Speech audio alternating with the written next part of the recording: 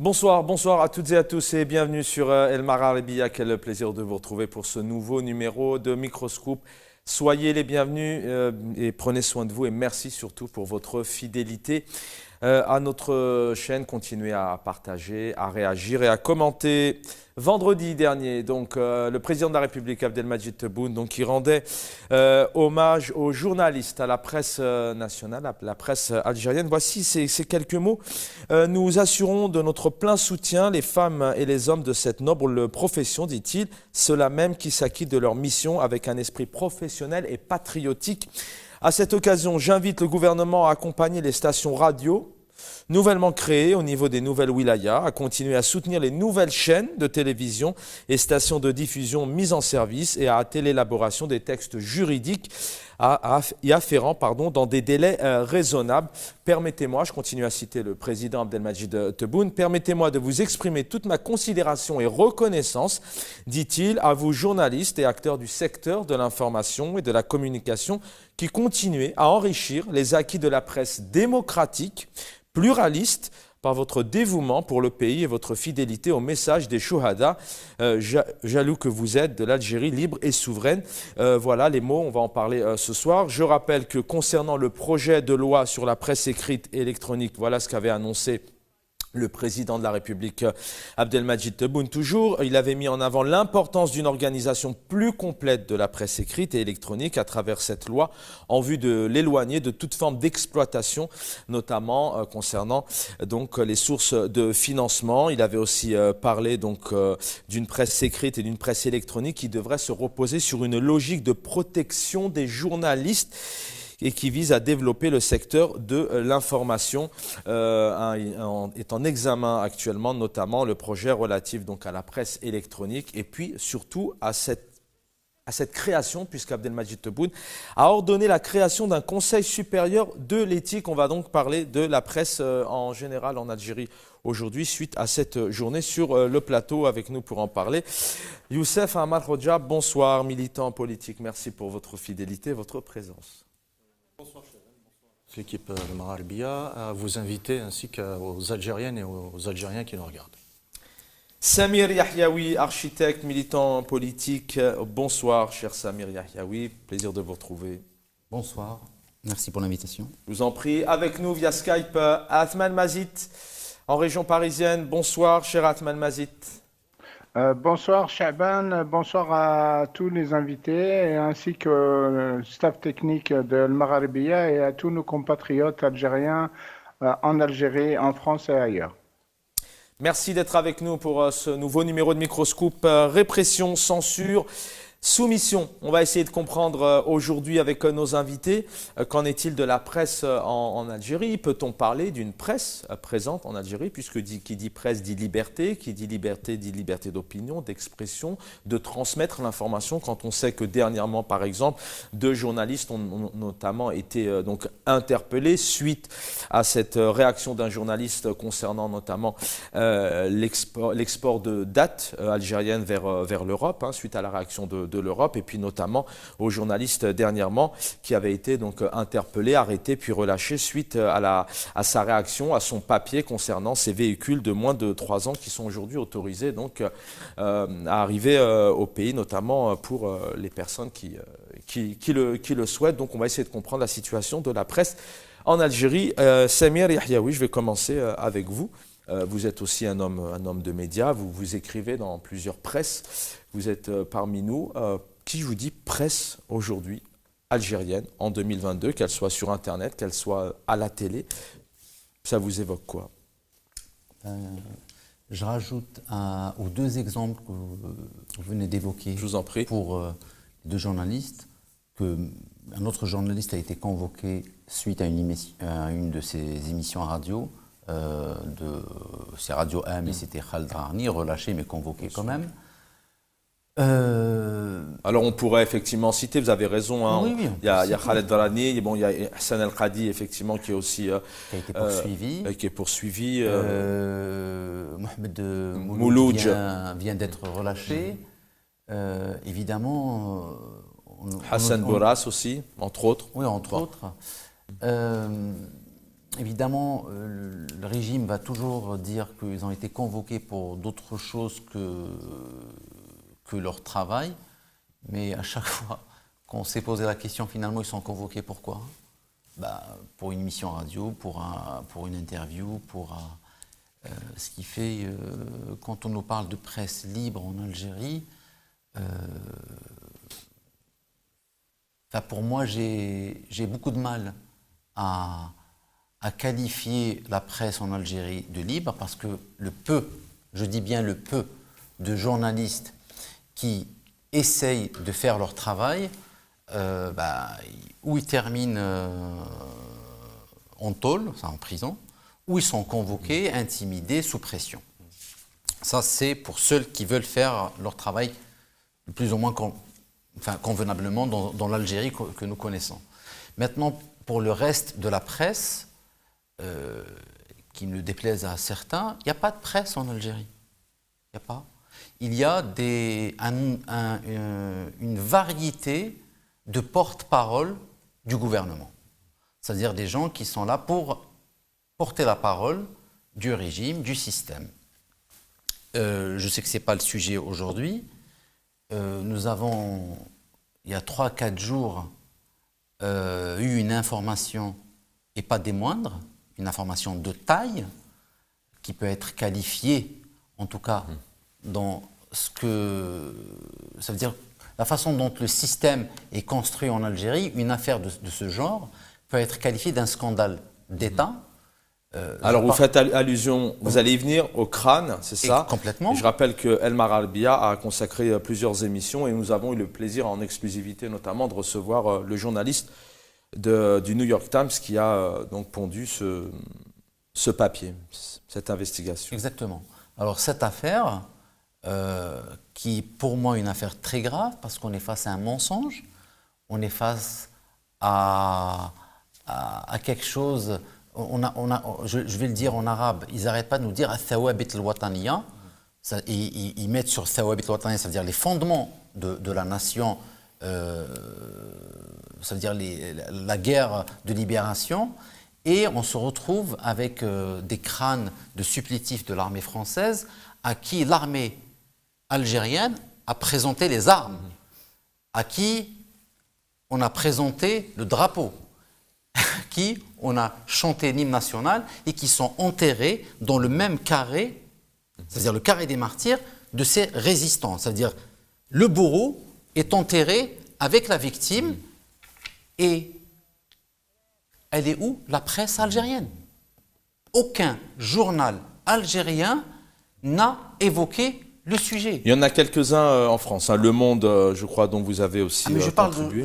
La Croix aussi a réagi. Algériens. Bien sûr. C'est-à-dire, est-ce que quelqu'un... Et alors pourquoi Avant de donner la parole à Youssef Amar. Parce qu'il n'y a pas de presse. Je le dis, il n'y a pas de presse en Algérie. Parce qu'elle est quoi? Elle est menottée, elle est dominée, elle est cloisonnée. Elle est aux ordres. Elle est aux ordres. Parce qu'une affaire de cette taille, qui n'a pas été traitée par ne serait-ce qu'un seul journal, si on ne traite pas des affaires de ce genre et qu'on ne demande pas, on ne pose pas des questions au gouvernement, on ne saisit pas la présidence de la République et que derrière l'opposition et la représentation du peuple ne saisit pas le sujet, ne demande pas une enquête. C'est intéressant, c'est vrai que mais c'est bien de prendre cet exemple, c'est d'actualité. Et puis je rappelle qu'il est là. Il est d'aujourd'hui, il est d'hier, il y a 3 jours. Et la chaîne continue à en parler, bien évidemment.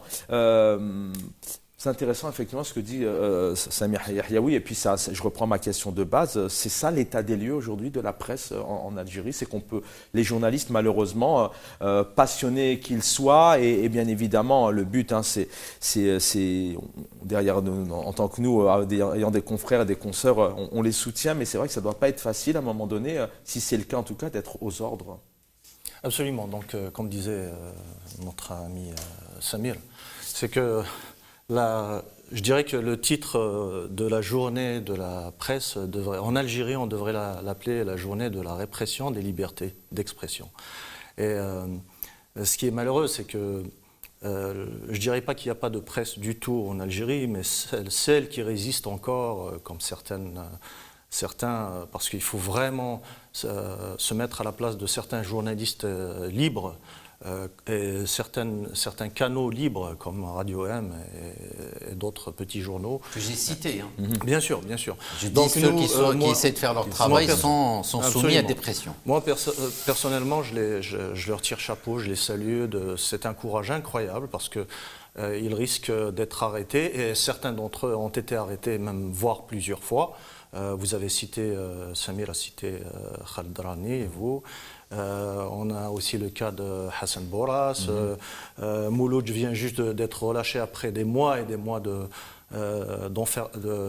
d'incarcération illégale et injuste. Depuis le 21 septembre. Hein, voilà. Donc, la seule information qui est vraiment crédible en Algérie qu'on peut annoncer, c'est celle qui n'est pas annoncée par ce que j'appelle la Pravda, donc la presse à la botte du régime militaire et sécuritaire, c'est que tout le monde, des millions d'Algériens sont au courant qu'il n'y a aucune liberté d'expression au pays et ceux qui osent s'exprimer librement risquent très grand, risquent pas seulement d'être emprisonnés. Il y a eu, on va rappeler un événement de quelqu'un qui était une personnalité de la presse, Mohamed Tamelt, Allah yarhamou. Voilà, donc l'affaire Tamelt a été toujours cachée, loin des yeux. Nous rappelons aussi ce qui s'est passé pendant 1 an et demi, des millions d'Algériennes et d'Algériens qui manifestaient en plein centre d'Alger, sous les fenêtres de beaucoup de journaux, soi-disant des centaines, voire la télévision, le NTV, ce qu'on appelle l'Yatima. Pas un mot sur des marches millionnaires, donc des millions de gens ont marché. On n'a jamais, ces journalistes-là qui sont des fonctionnaires des services de sécurité et des fonctionnaires tout simplement aux ordres, n'ont jamais osé aller, par exemple, dans les marches, demander ou faire écouter les revendications du Hirak et du peuple. Athmane Mazid, première réaction, et ensuite, dans une deuxième partie, on essaiera de comprendre comment est-ce que le président de la République, à la fois, il invite ses ministres à soutenir, il propose un conseil de l'éthique, une protection des journalistes, une mise en place de toute une série de moyens pour leur permettre de travailler librement, et apparemment sur le terrain, ce n'est pas le cas du tout. Athmane Mazid, pareil, une réaction aujourd'hui sur la situation de cette presse en Algérie. Athmane Mazid, vous m'entendez? Alors je pense que vous êtes en mute peut-être? Oui, je suis en mute, Voilà, excusez-moi. je vous en prie. Je n'ai pas grand-chose à rajouter sur ce que mes camarades ont avancé. Moi, je tiens à rappeler quand même que le métier de journaliste, il a été normé, enfin, si on peut dire, on peut appeler ça comme ça. Il y a une éthique, une déontologie du journalisme. Et des journalistes se sont réunis en 1971 pour élaborer ce qu'on appelle la charte de Munich. En Allemagne. Et la charte de Munich, elle a été rédigée le 24 novembre. Donc ça va faire bientôt, combien, 1971, 51 ans. Le 24 novembre 1971, à Munich, il y a une charte qui a été rédigée par une assemblée de journalistes à travers le monde. Et ils ont défini le métier de journalisme avec les 10 devoirs de la charte. Donc il y a 10 devoirs, le journaliste a 10 devoirs et 5 droits. Donc ce sont les journalistes, hein. Ce ne sont pas des politiques qui sont venus s'immiscer dans l'organisation et la gestion de cette corporation. Ce sont les journalistes eux-mêmes qui ont élaboré cette charte et ils se sont donné 10 devoirs et ils se sont accordés 5 droits. Donc, ils ont plus de devoirs que de droits. Et cette charte, ce n'est pas une charte française ou c'est une charte internationale. Et malheureusement, quand on la lit attentivement, eh ben, on voit bien, à l'aune, à l'expérience algérienne, on voit bien que rien, ni les droits du journaliste, ni les devoirs du journaliste ne sont pleins et entiers en Algérie. Il n'a aucun droit ou du moins tous ses droits sont vraiment très très limités. Et quant à ses devoirs, bah, après ça dépend les devoirs du journaliste. Moi, je rattacherais les devoirs du journaliste un petit peu aux devoirs de l'intellectuel en général, de l'intellectuel en Algérie.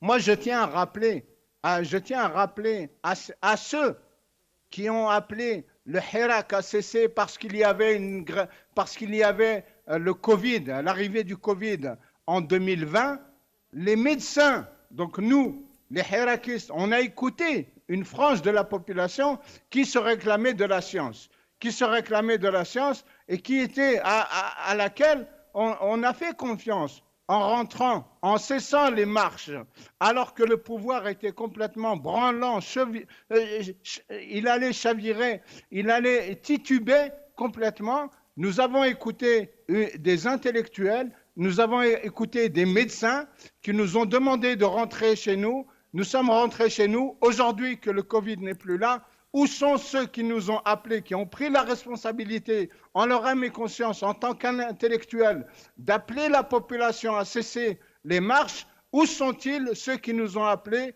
à cesser les marches? C'est à cela que j'en veux et c'est à cela que je rattache. Alors maintenant, on peut s'attaquer aux journalistes. C'est très très bien de s'attaquer parce qu'ils ont quand même une responsabilité un peu particulière. Ils ont un rôle particulier dans la société.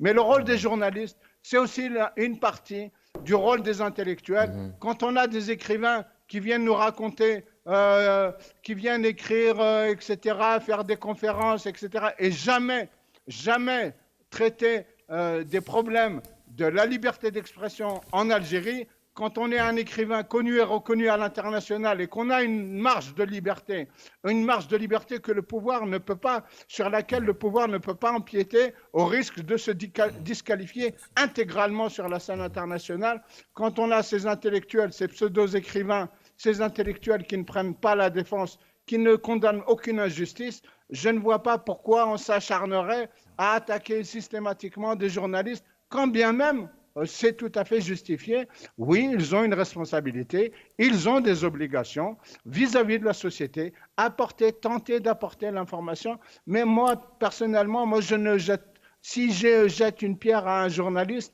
j'en jetterai aussi quelques-unes à des médecins, à des intellectuels, à des hauts fonctionnaires qui se taisent actuellement, à des pseudo-intellectuels, à des universitaires, etc., qui ont bouche cousue, qui ne défendent aujourd'hui, qu'un statut, un salaire et une promotion. Je reviens à vous, Atman Mazit. Bonne question, effectivement. Alors c'est vrai qu'aussi lorsqu'on on a une profession dans un pays, et puis parfois il est difficile parce que on peut se retrouver aussi derrière les barreaux comme pour certains, et puis aussi se priver de sa famille. On parlait notamment de toutes ces arrestations il y a 48 heures, ces chocs psychologiques, etc. On va regarder ici le président de la République, Abdelmadjid Tebboune, notamment honorer et récompenser les journalistes. لتكريم أولى الشخصيات والقامات الصحفية المرحوم محمد سعيد بالعيد، تتقدم ابنته محمد سعيد عايدة. محمد سعيد بالعيد أصيل ولاية تيزي وزو، تحصل على ليسانس في القانون الدولي من جامعة الجزائر ودبلوم في العلوم السياسية، ويتقدم عنه ابنه عبد الله الأمين حويو.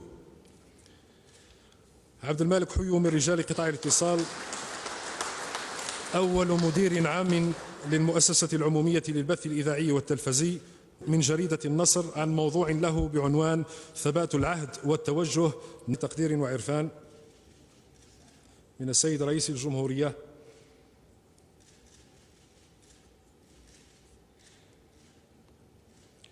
الشكر لكم سيدي رئيس المحكمة الدستورية. أدعو فضلا سيدي الفريق أول رئيس أركان الجيش الوطني الشعبي لتكريم عضو لجنة التحكيم السيد ناصر بالحجوجة.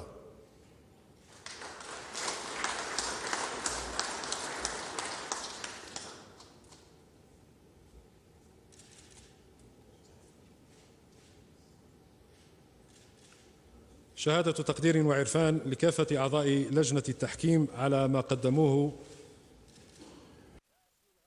Voilà, donc là vous avez vu ici bien sûr le président Abdelmadjid Tebboune qui est à la fois, il est cohérent dans ses actions, dans ses gestes. Il honore une cérémonie, des journalistes. Et puis il y a toute une armada, encore une fois, quand même d'annonces. Il y a ce Conseil supérieur de l'éthique. Je ne vais pas réitérer le lancement parce qu'on peut retrouver en intégralité sur le site de l'APS les mots qu'il a prononcés, notamment dans le cadre de cette journée. Il y a tout ce qui est annoncé et tout le bilan que vous annonciez. Comment vous expliquez ça à la fois? Est-ce qu'on est dans deux mondes différents? Est-ce que... Il n'y a rien à expliquer, regardez l'image. Citez-moi un pays dans le monde démocratique où vous avez ce genre de cérémonie, où un président de la République fait monter des journalistes les uns derrière les autres pour leur donner des... C'est quoi? C'est du zèle? Mais non, mais ça n'existe pas. Qu'est-ce que ce message, alors en parlant de presse, qu'est-ce que ce message... En fait, vous savez ce qui m'inquiète en Algérie, c'est la banalisation de choses très graves. On a parlé de cette affaire des crânes, banalisée. Les gens disent, ouais, ils ont déjà enterré... L'armée à la télé tous les jours, vous m'en parliez aussi. Mais vous avez un général banalisé de l'armée, là, qui vient donner un prix pour le jury des journalistes. Mais, je sais pas moi, il y a quelque chose qui me choque, que les gens ne soient pas interpellés par ce genre... Mais alors c'est dû à quoi qu'ils ne soient pas interpellés? C'est que malheureusement ils sont conditionnés, c'est comme ça en Algérie. Et puis une question, en parlant de presse, qu'est-ce qu'il y a derrière? Il y a un message derrière ces images, il y a un message de voir... c'est un pouvoir proche de son peuple, c'est un pouvoir qui respecte ses... on récompense les gens qui travaillent pour le pouvoir. Enfin, pour moi, je ne veux même pas rentrer dans ça. C'est hallucinant comme image. Est-ce que vous vous rendez compte, la presse dans un pays digne de ce nom est qualifiée du 4e pouvoir. C'est-à-dire on a le pouvoir exécutif, on a le pouvoir judiciaire, on a les institutions du contre-pouvoir, et on a la presse qui est considérée comme un 4e pouvoir, et là, elle est supplétive du régime. Mais, je suis choqué par le fait que ça ne choque personne. Banaliser des choses pareilles devient très grave. Nous banalisons tout, et on se demande pourquoi le système continue à prospérer et continue à régner. Eh bien, je vais continuer, moi aussi, à choquer dans vos émissions. Si la citoyenneté ne se réveille pas dans cette société, dans ce pays, il ne faut pas se plaindre de ce que la société va continuer à subir. C'est inacceptable, ce genre d'image. Inacceptable. Réaction sur... En effet, ce que vient de dire notre ami Samuel, c'est totalement inacceptable. Et en plus de ça, c'est la mise aux ordres de la presse soi-disant nationale, si on peut appeler ça nationale, presse nationale, sous la botte des militaires, parce qu'il est complètement loufoque de voir, comme disait notre ami, ceux normalement dans un pays libre. La presse libre est là justement pour rendre comptables et responsables les dirigeants. C'est-à-dire que des journaux qui se respectent ne vont pas préservent leur image déjà. Pas de connivence, on essaye de garder... Parce qu'un journalisme, c'est quoi le fond, le capital d'un journalisme libre? C'est la crédibilité. Donc là, c'est clair et net, c'est que là, on est en train de nous présenter tout simplement des outils de la propagande. Donc ils sont en train... Malheureusement, ce qu'on oublie souvent, c'est qu'il y a une partie du peuple algérien qui n'ont pas, bien sûr, accès à toute l'information. Et là, on continue. Donc, c'est une preuve qu'il y a un lavage du cerveau qui continue à flatter par exemple, le chauvinisme ou certaines gloires du passé en utilisant ces outils de manipulation psychologique de masse. On voit que c'est toujours dans le but de dire voilà, encadre et on musle toute l'expression à l'intérieur du pays, et même en tentant aussi de museler l'expression à l'extérieur. Nous avons entendu récemment, il y a une semaine de cela, qu'il y a eu une condamnation, je ne sais pas si c'est une condamnation à perpétuité ou à mort, d'un blogueur, d'un youtubeur algérien, qui s'est bien sûr réfugié en France pour continuer à parler librement. Et voilà, donc c'est honteux et vraiment c'est très triste de voir ce qui se passe maintenant en Algérie. Atman Mazid, vous allez réagir aussi sur ces images. Quel message, puisqu'à la fois on a tout de même toute une cérémonie avec un chef d'État, un président qui est là, qui reçoit une jeunesse, qui reçoit des passionnés, qui les honore. Certainement pour eux, ça peut rester un moment important. Et puis on a nos invités aussi sur le plateau, voilà, qui parlent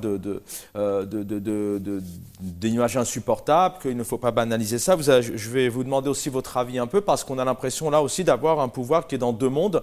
On annonce des belles choses pour la presse, et puis à la fois c'est vrai que les journalistes sont aussi enfermés. Vous pourrez réagir sur ces images. Et puis une question que je vais vous poser à tous les trois en 2 minutes, parce que vous êtes tous les trois jeunes, mais vous avez une expérience tout de même. Est-ce que fut un temps, il y avait une presse ou une presse dite de ton libéré en Algérie, notamment dans les années 89-90, où il y a eu cette arrivée d'une presse beaucoup plus conséquente. On va regarder cette image. Liberté, donc, qui a cessé justement son activité en avril dernier, si je ne me trompe pas, après une vingtaine d'années. Voilà, alors ici on a Liberté, bien sûr, tous des voleurs, point d'exclamation, point d'interrogation, entre guillemets, expliquez-vous. Donc on peut penser que c'est une personnalité qui exprime ça dans le journal. Mais en tout cas, voilà, à l'époque, Liberté pouvait se permettre d'afficher toutes ces têtes. Vous avez vu, on est en 2003, on est en août 2003, exactement. Atman Mazid,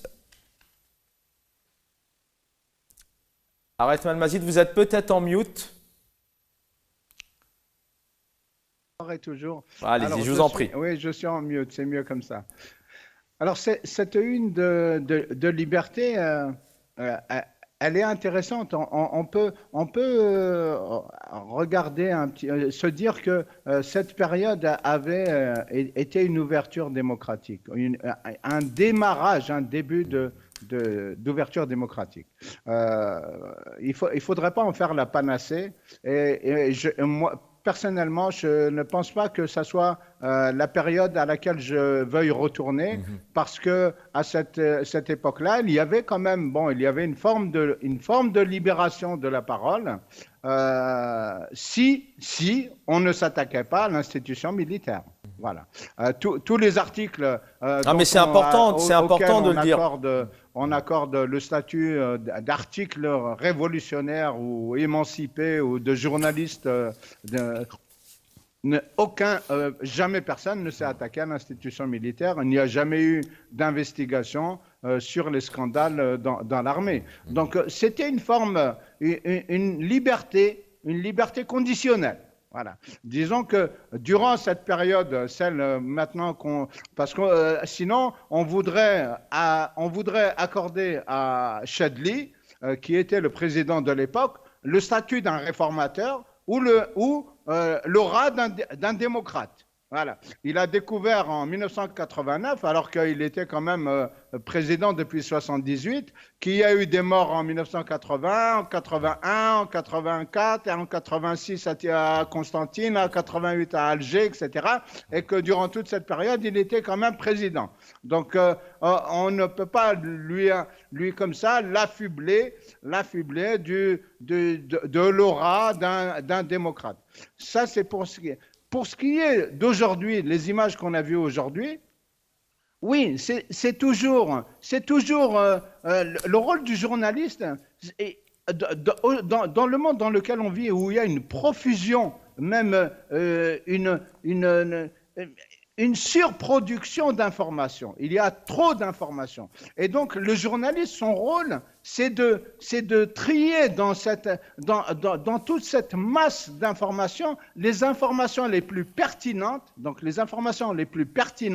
qui peuvent permettre à la population de se faire une idée sur vraiment sa situation et les évolutions du monde dans lequel il évolue. Ça, c'est pour le rôle du journaliste. On a systématiquement, avec ce pouvoir, noyé l'information dans un flot d'informations qui n'ont ni queue ni tête, qui n'ont aucun intérêt pour le citoyen, pour qu'il puisse se former une idée, une conscience de sa situation et des enjeux dans lesquels il joue. C'est le rôle de la propagande, ça s'appelle la propagande. Donc la propagande, elle fabrique une information, elle noie une information dans une autre information jusqu'à la rendre insignifiante.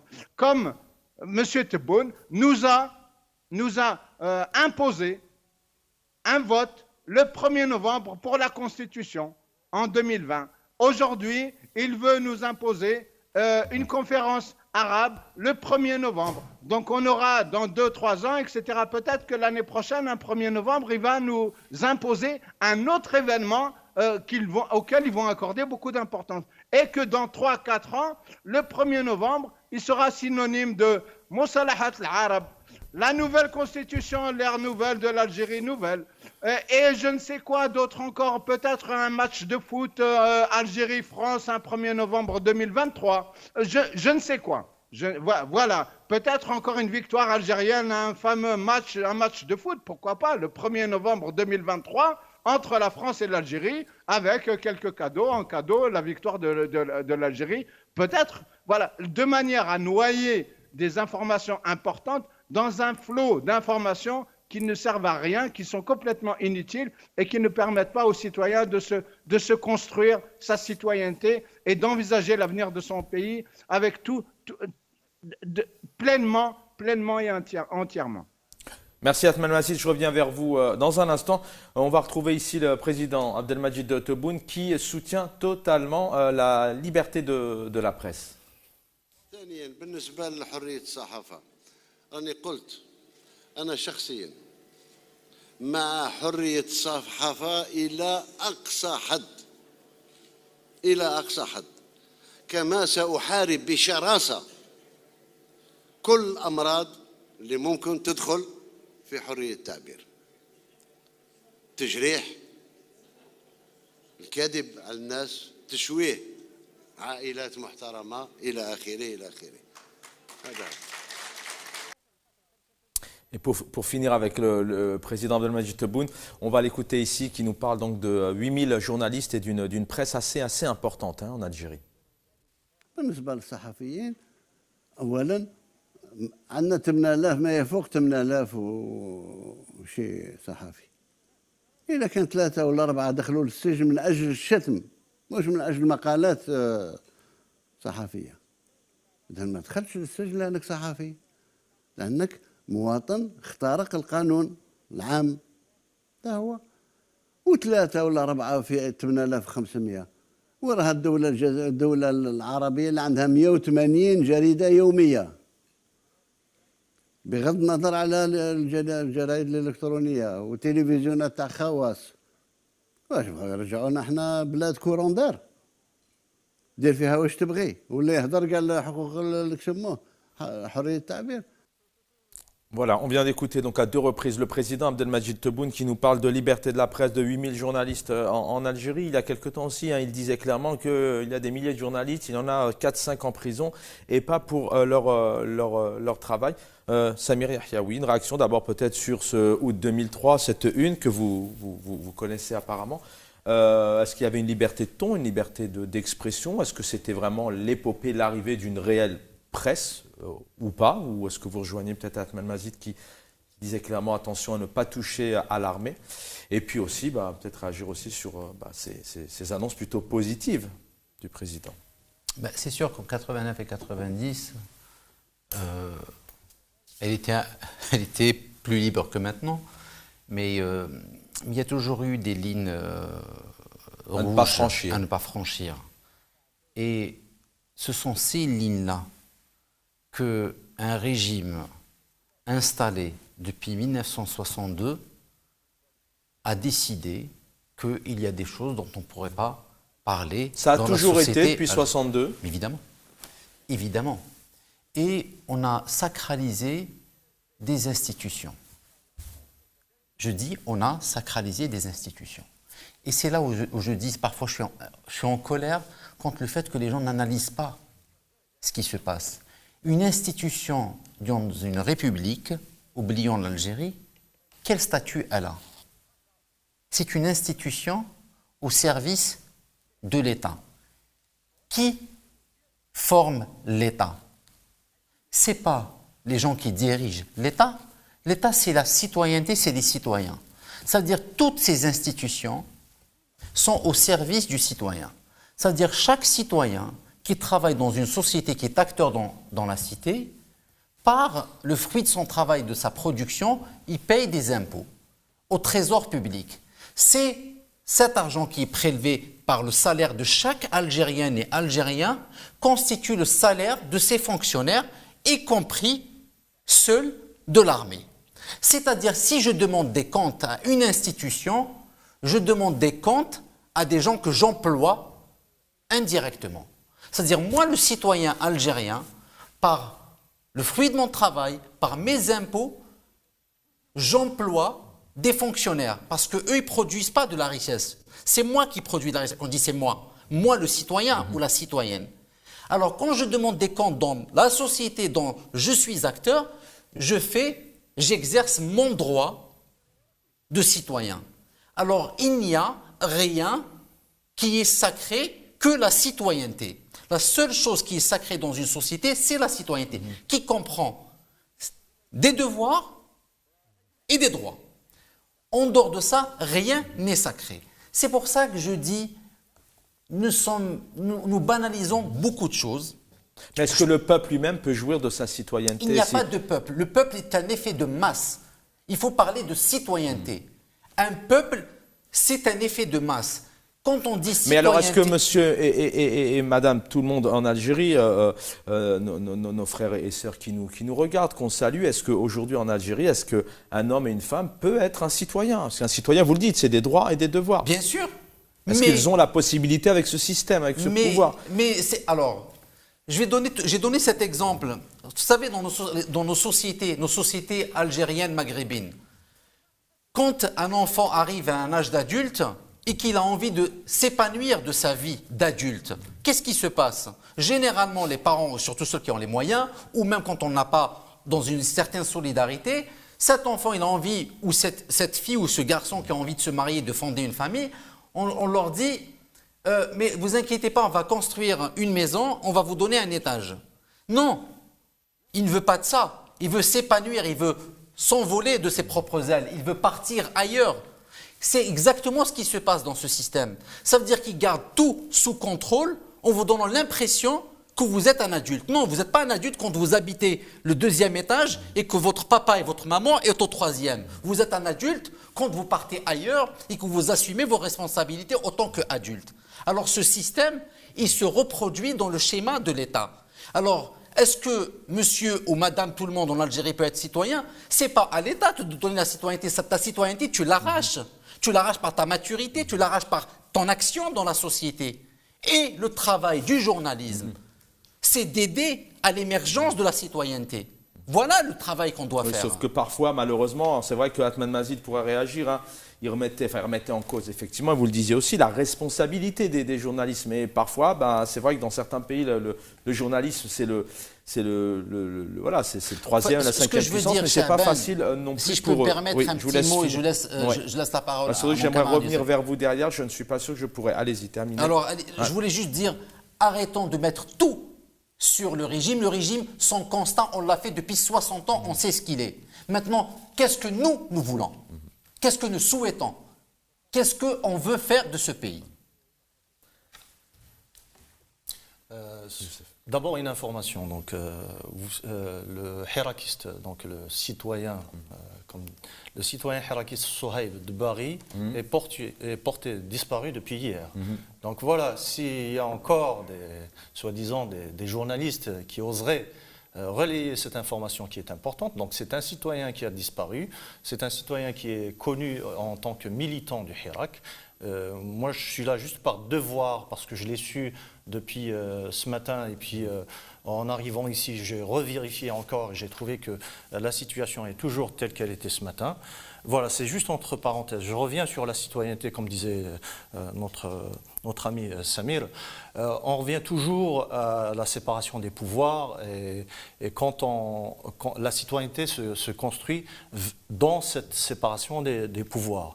Et bien sûr, comme disait Samir, la liberté d'expression, et notamment celle qui est plus professionnalisée comme la presse, est un moyen extrêmement important de la défense de la citoyenneté et de l'intérêt général. C'est-à-dire que le journaliste, normalement, même si on n'a pas... Même s'il n'y a pas, on peut se passer par exemple de la relation de subordonné par exemple à la taxe que payent les citoyens ou autres, mais dans le devoir même de l'information, il y a le devoir de vérité et de vérification des faits. Donc tous ces éléments-là, comme l'avait bien rappelé notre ami Atman, c'est qu'il y a une charte du journalisme, comme il y a une charte des avocats, comme il y a une charte des médecins. Donc il y a toujours un socle de déontologie professionnelle, comme la charte de Munich qu'avait rappelé notre ami Atman, qui guide en général, et en plus ce sont des règles qui ont été faites par le corps et par le métier, donc par les journalistes eux-mêmes, pour régler, pour dire voilà, cette personne mérite d'être appelée journaliste. Et en dehors de ça, ce sont soit des agents de propagande, soit des polémistes, soit c'est des gens qui distribuent de l'intoxication ou du fake news. Donc, la référence principale, c'est vraiment la déontologie du journalisme. Mais derrière tout ça, c'est l'intérêt général qui doit être défendu. C'est-à-dire que le journalisme doit être un des piliers de la liberté d'expression, dont par exemple les journalistes d'investigation, pour rendre comptables les responsables sur l'intérêt général, par exemple des institutions. Hélas, on n'est pas encore là, parce qu'il n'y a pas d'institution élue et légitime en Algérie. Donc c'est cette question de légitimité qui revient. On fait tout le temps les analyses les plus complexes possibles, mais on aboutit toujours à la question de légitimité, parce que c'est avec la légitimité qu'on pourra construire des institutions, et avec les institutions qu'on pourra créer des pouvoirs et des contre-pouvoirs, et notamment la séparation des pouvoirs. Voilà le point capital qui me paraît important pour la liberté d'expression.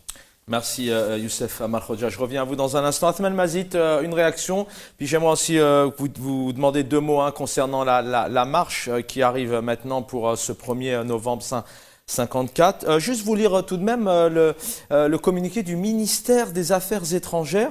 Vous qui connaissez Place de la République, qui connaissez les marches, qui connaissez le Hirak et puis les soulèvements qu'il y a en Algérie depuis plusieurs décennies pour vivre normalement, vivre dignement, le Daoula Madaniya, Machi Askaria qui continue. Et quand on voit ce qui s'est passé en termes de répression pendant le Hirak, eh bien, écoutez le soutien du ministère des Affaires étrangères.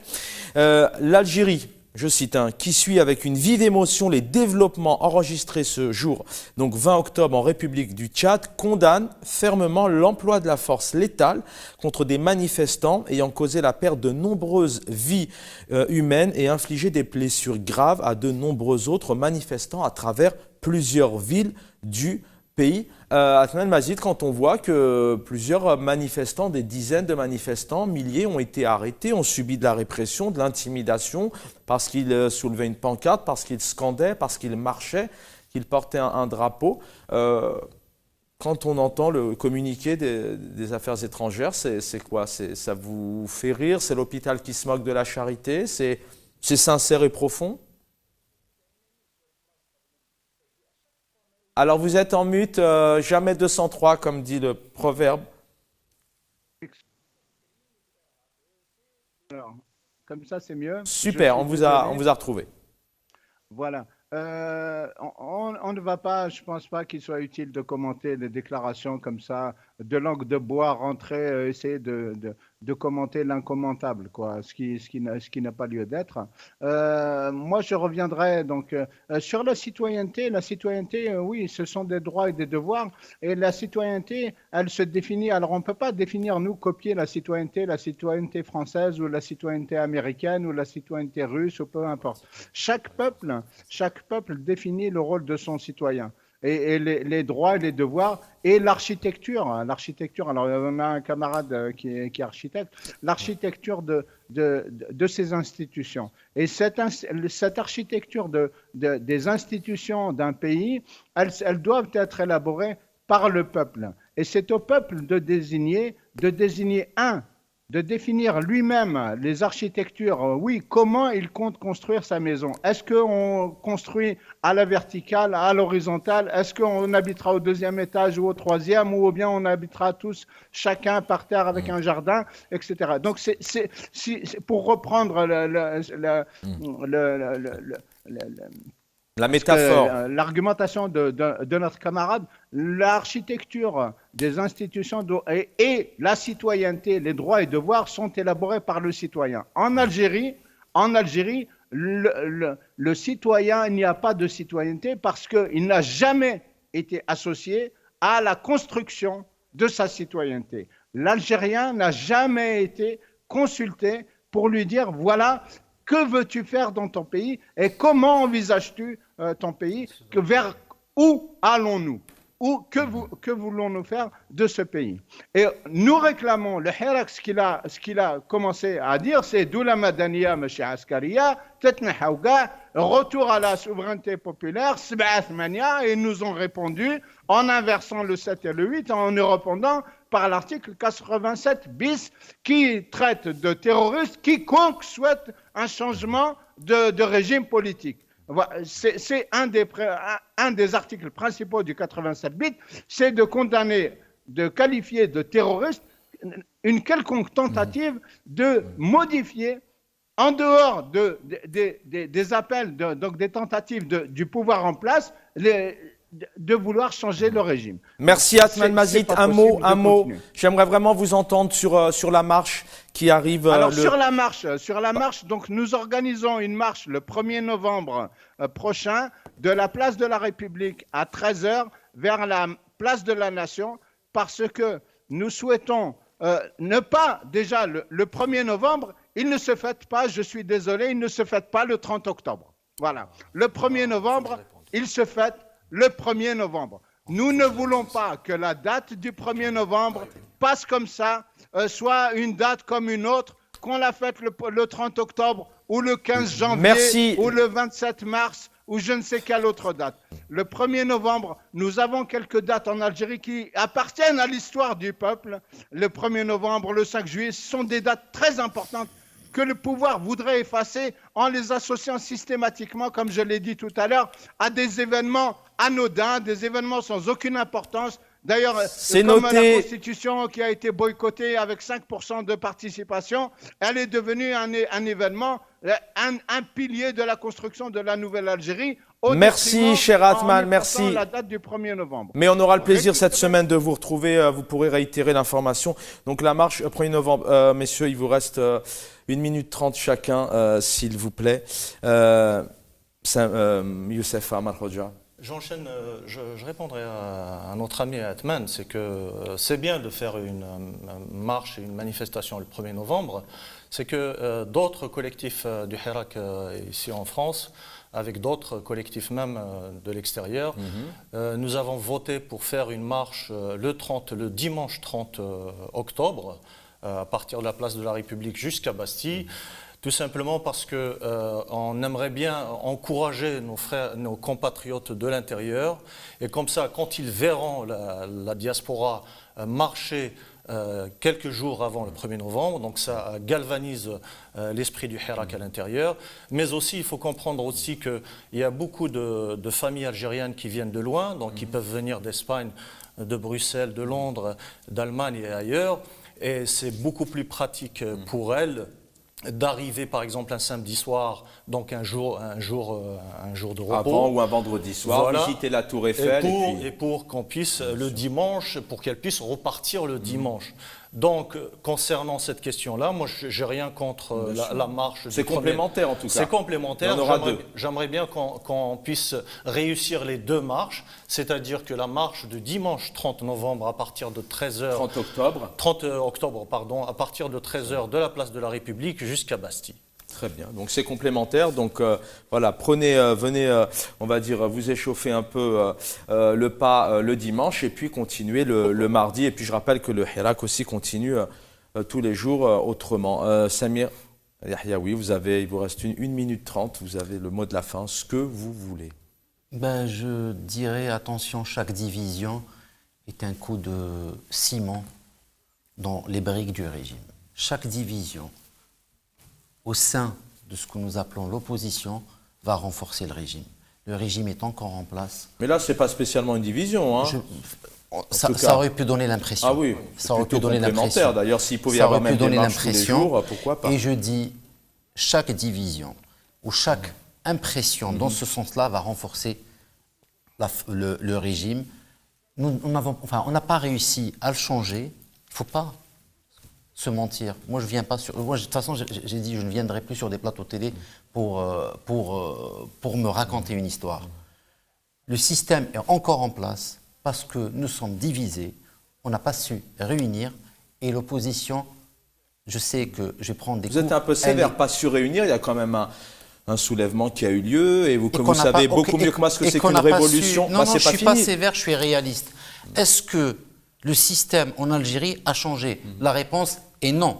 Si le système en Algérie n'a pas changé, c'est qu'on n'a pas su le changer. Ce n'est pas la faute du système. Le système a joué son jeu pour rester en place. Est-ce que ce n'est pas bien parti pour un peuple qui se soulève? On n'a pas joué collectif quand il fallait le faire. Rapidement, Samir Yahyaoui, parce que vous avez le chrono devant vous. Il y a un Hirak qui est sorti. Une révolution, c'est long. C'est long, vous le savez beaucoup mieux que moi. Ce n'est pas une révolution. C'est un mouvement qui continue en tout cas. Ce n'est pas une révolution. Une révolution, c'est autre chose. On pourra faire une émission, on expliquera c'est quoi une révolution. Shaban, je ne suis pas là pour j'en fais partie. J'ai marché comme tout le monde. Je ne vais pas dire qu'on a réussi, on a échoué pour l'instant. Le régime est en place, il s'est renforcé. On a échoué et il faut en tirer des leçons. Est-ce qu'on va continuer à se dire qu'on a été bon? Non, on a été bon sur des choses, on a été mauvais, le régime est encore là. Alors moi, sur ce terme d'échec, je trouve que je ne parle jamais d'échec, je parle toujours des expériences. Et en tout cas, c'est il s'agit de l'avenir d'un pays. Mais en tout cas, on voit tout de même que ça continue puisque ça va marcher. Donc le mardi, le dimanche 30. Le mardi 31, et je rappelle vraiment aussi qu'il y a plein de choses qui se passent sur les réseaux sociaux. Il y a des invités qui viennent aussi en parler, et ça c'est aussi ça, le mouvement continue, et certainement demain il y aura un autre mouvement d'une autre forme, et on retrouvera peut-être certainement ces dizaines de milliers, ces millions d'Algériens qui continueront à sortir la presse algérienne. On va parler de soumission, de répression, de liberté, de censure. Youssef Amar Hodja, merci d'avoir été avec nous. Cher Samir Yahyaoui, au plaisir de vous retrouver. Et on fera une émission peut-être effectivement sur la révolution et sur les solutions.